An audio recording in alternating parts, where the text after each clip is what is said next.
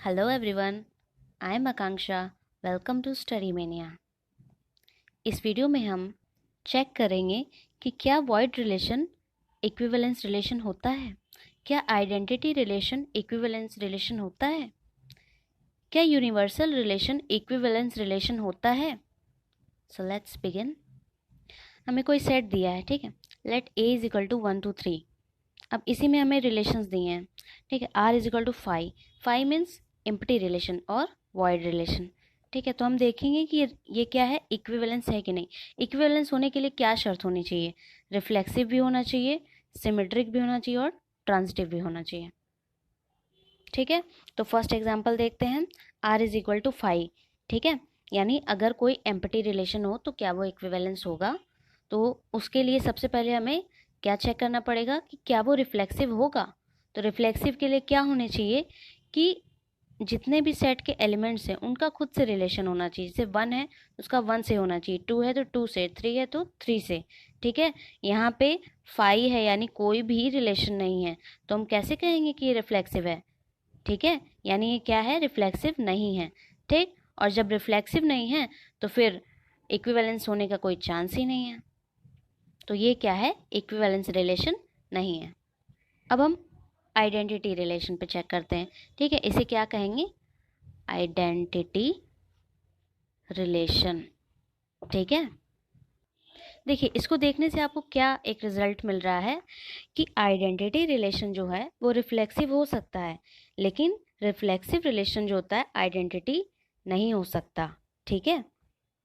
मतलब ये बात ज़रूरी नहीं है कि रिफ्लेक्सिव रिलेशन भी आइडेंटिटी हो, ठीक है। सपोज आगे कोई एक और एलिमेंट दिया है 1 3, ठीक है। तो हम तो ये तो कहेंगे कि ये रिफ्लेक्सिव है, पर आइडेंटिटी तो नहीं है ना, क्योंकि आइडेंटिटी में क्या है, यही तीनों होने चाहिए अगर ये सेट गिवन है तो, ठीक है। क्लियर।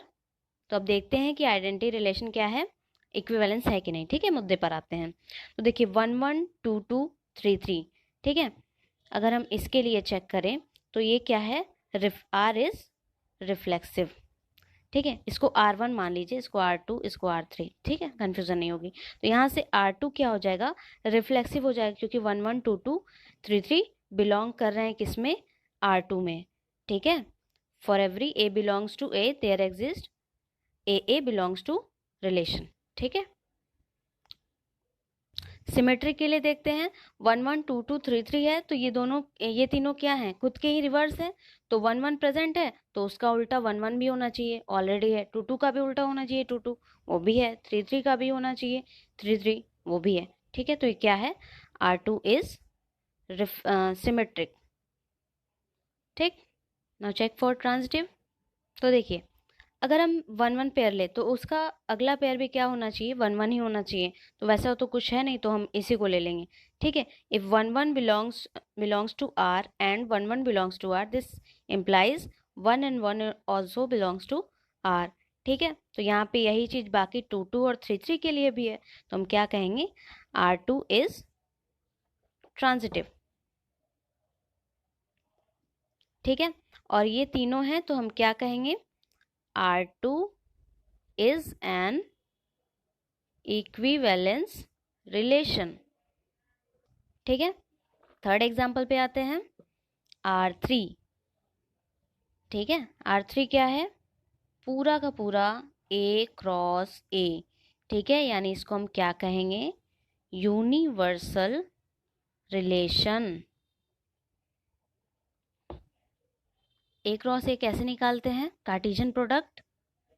गिवन सेट क्या है, A इज इक्वल टू 1 1 2 3, तो A क्रॉस A यहाँ पे क्या हो जाएगा, निकाल लीजिए पहले आप।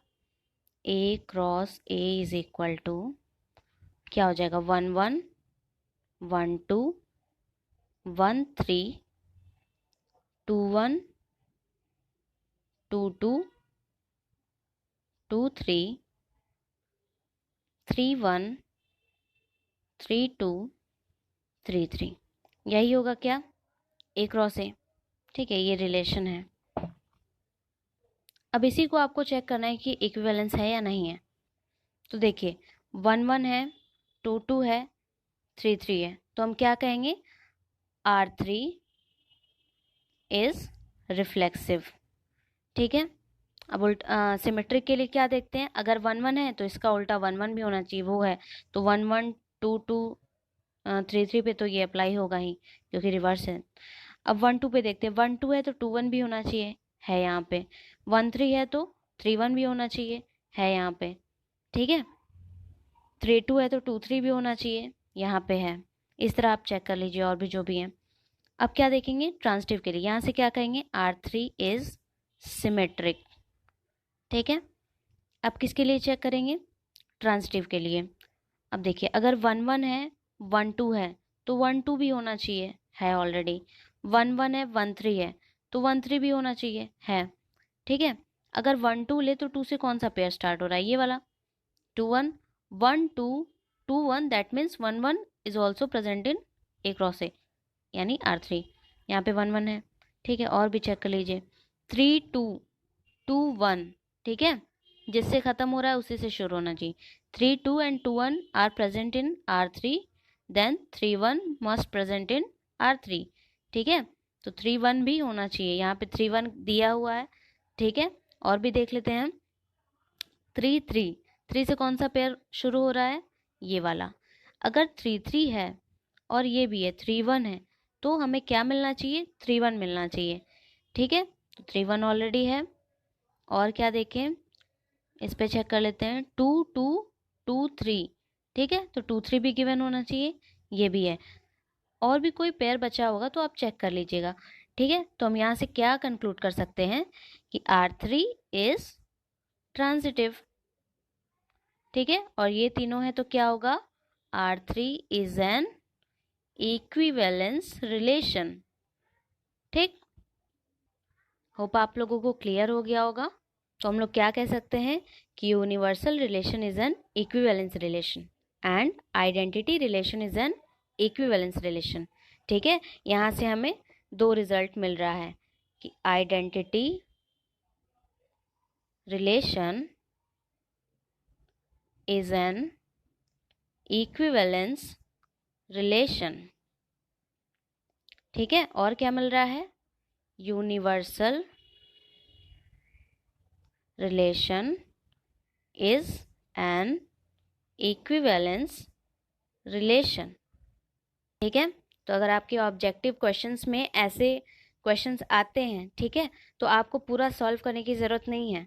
आप क्या करेंगे, डायरेक्ट इक्विवेलेंस वाले ऑप्शन पे टिक कर देंगे। आई होप आपको वीडियो पसंद आया होगा, पसंद आया तो लाइक करें। और अभी इस चैप्टर में पढ़ने के लिए बहुत सारी चीज़ें हैं, तो हमारे साथ बने रहें। Thank you.